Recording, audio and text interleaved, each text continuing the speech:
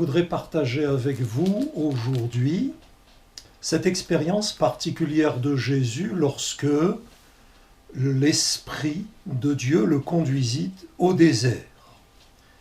Ce passage se trouve dans l'évangile de Matthieu, au chapitre 4, du verset 1er au verset 11. Je note tout de suite cette première phrase, ce premier verset. Jésus fut emmené par l'Esprit dans le désert pour être tenté par le diable. Ce n'est pas le diable qui a amené Jésus dans le désert, mais bien l'Esprit de Dieu qui l'a conduit dans ce désert. C'était donc, à l'égard de Jésus, la volonté de Dieu qu'il vive une expérience de désert, de séparation, d'isolement, de confinement. C'est Dieu qui maîtrise toutes choses dans nos vies et ne croyons pas que le diable maîtrise la situation et que ce soit lui qui nous ait conduits dans la situation que nous vivons aujourd'hui. Je crois plutôt que nous avons à chercher, dans ces temps particuliers que nous vivons, la volonté de Dieu à notre égard et rester suffisamment sensible à sa voix pour comprendre les raisons qu'il a eues de vouloir cette période particulière pour nous. Les versets suivants disent qu'après avoir jeûné 40 jours et 40 nuits, Jésus eut faim et dut, là, affronter une première épreuve, une première tentation, car le verset 3 dit bien « le tentateur ». C'est celui qui, depuis le jardin d'Éden, n'a jamais changé et qui nous présente toujours des séductions, des tentations. Le tentateur, s'étant approché, est-il écrit, lui dit « Si tu es le Fils de Dieu, ordonne que ces pierres deviennent des pains. » C'est la tentation alimentaire en quelque sorte. La tentation qui s'adresse aux besoins légitimes naturels de notre corps. Or, nous le savons, la Bible enseigne que la priorité de notre vie, ce n'est pas la nourriture de notre corps. Dieu en prend soin, mais que c'est bien la vie, la survie, la progression, le développement de notre vie spirituelle, de la vie de notre âme. Et là, le tentateur a présenté à Jésus une séduction, une tentation qui peut nous être présentée, celle de l'inquiétude du lendemain, cette inquiétude concernant nos besoins matériels, nos besoins alimentaires, dans les jours, les semaines, les mois à venir. Et la réponse de Jésus nous aide, car Jésus va systématiquement répondre aux séductions ou aux tentations du diable par la parole de Dieu. Il est écrit, l'homme ne vivra pas de pain seulement, mais de toute parole qui sort de la bouche de Dieu. Notre survie ne dépend pas en priorité du pain matériel, de la nourriture de notre âme. Nous savons que Dieu en prend soin et que de la même manière qu'il nourrit les oiseaux, il prend soin de ses enfants et saura nous nourrir en tout temps, en toutes circonstances. Jésus lui-même a recommandé de ne pas s'inquiéter à ce sujet. Mais la priorité qu'il présente alors est celle de la parole de Dieu. Toute parole qui sort de la bouche de Dieu, toute parole de l'Écriture, de la Bible, ce que nous, chrétiens, appelons la parole de Dieu, est une nécessité prioritaire, vitale, pour notre survie, pour notre progression, pour la santé spirituelle, pour la santé de notre âme. Et en ces temps particuliers de désert, de séparation, d'isolement, eh bien, la meilleure recommandation que la Bible puisse nous donner est celle d'un retour personnel profond à l'Écriture. Ce sont celles et ceux qui se seront quotidiennement, abondamment, sérieusement, personnellement nourris de la parole de Dieu qui pourront aller au-delà de cette épreuve, de ce désert.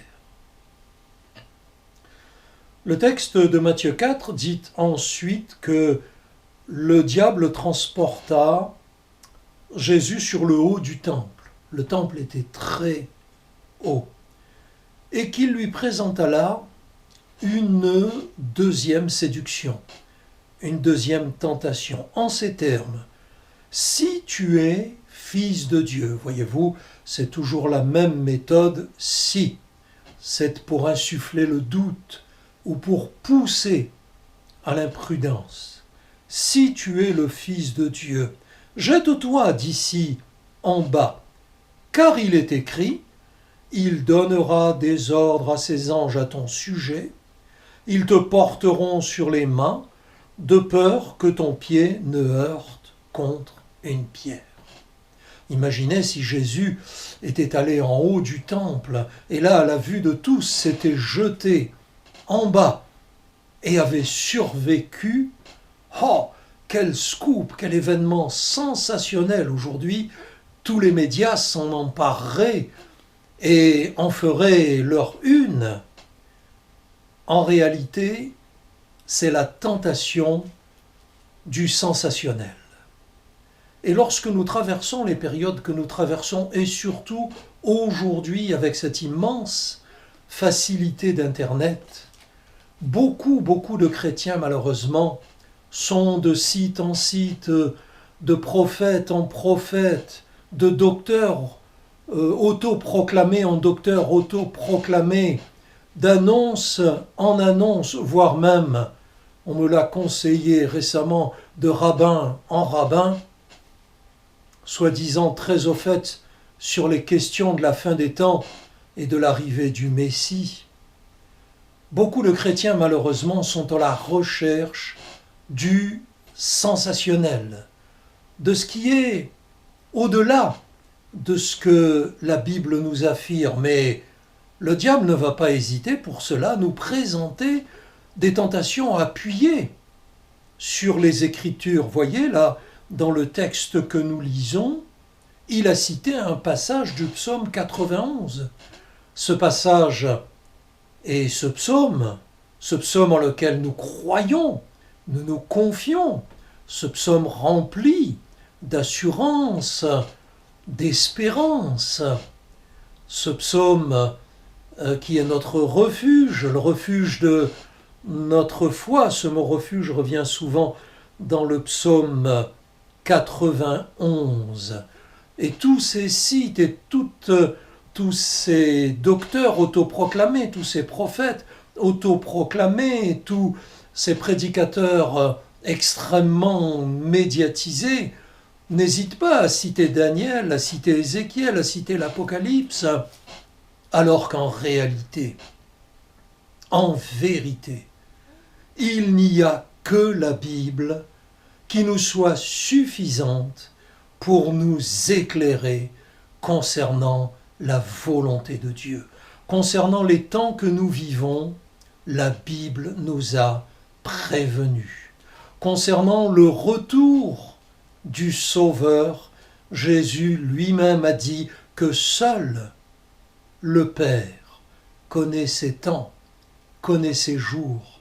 Bien-aimés frères et sœurs en Christ, nous n'avons pas besoin d'autre chose de plus que la parole de Dieu, que la Sainte Bible, pour nous enseigner, pour nous éclairer concernant la fin des temps, concernant les temps que nous vivons et concernant le prochain retour de Jésus. Là encore, Jésus va répondre par la parole de Dieu. Il est aussi écrit. Car le diable a oublié en citant ce passage du psaume 91 qu'on ne bâtit pas une doctrine sur un seul passage. Mais il est écrit, c'est sûr, mais il est aussi écrit, tu ne tenteras point le Seigneur ton Dieu. Et nous ne voulons pas tenter Dieu.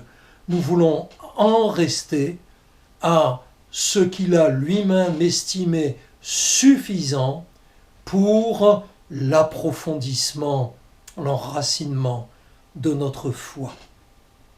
Enfin, troisième tentation, dans ce désert où l'Esprit lui-même avait conduit Jésus, cette tentation est ainsi présentée. Au verset 8, le diable transporta Jésus sur une montagne très élevée et lui montra tous les royaumes du monde et leur gloire.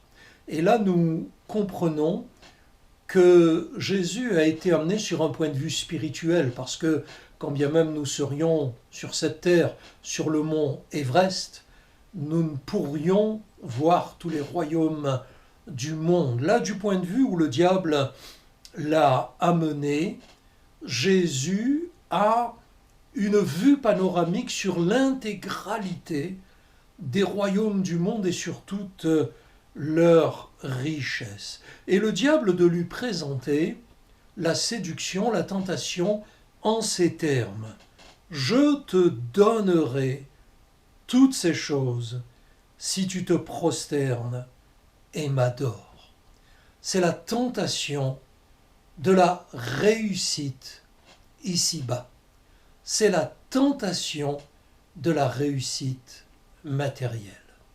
Je pense, bien-aimés frères et sœurs, que vous partagez ce sentiment que nous ressentons plus les jours avancent dans notre confinement, dans notre isolement, abreuvé pratiquement uniquement par les médias concernant cette peur de cette épidémie, de cette pandémie qui avance irrémédiablement, qui fait autant de victimes.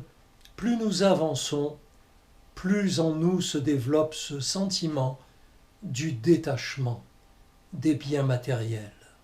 Aujourd'hui et désormais, qu'importe que je n'ai pas la plus grosse et la plus belle des voitures allemandes, qu'importe que ma télévision ait une dizaine d'années, qu'importe que mon canapé ne soit pas du plus beau cuir, qu'importe tous les biens matériels, nous sommes en train de revenir aux valeurs de base, aux valeurs spirituelles, aux valeurs essentielles, vitales.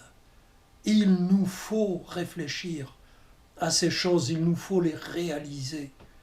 Parce que si le diable, lui, a voulu, à coups de médias, à coups de publicité, qui continuent d'ailleurs, les programmes publicitaires continuent, pendant cette période où les gens réalisent que le matériel n'est plus leur priorité, il nous faut réaliser que ces choses sont terriblement secondaires et et ne demeureront que les valeurs spirituelles qui sont des valeurs éternelles. Et Jésus de répondre, il est écrit, tu adoreras le Seigneur ton Dieu et tu le serviras lui seul. Ce sont là les deux missions auxquelles les enfants de Dieu sont appelés l'adoration et le service.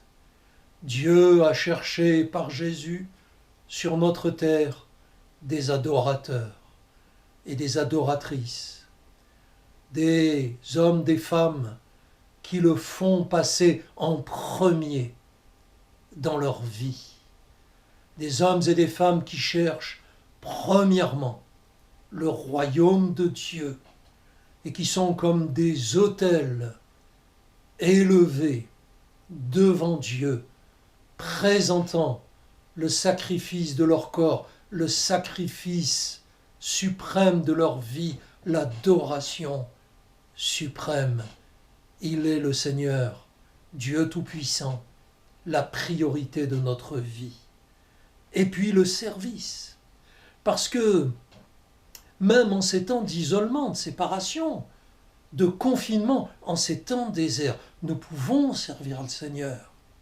Servir le Seigneur par l'adoration, soit. Servir aussi le Seigneur par la prière. Nous faisons tous nos efforts pour vous informer de la vie des uns des autres, notamment de celles et ceux qui souffrent.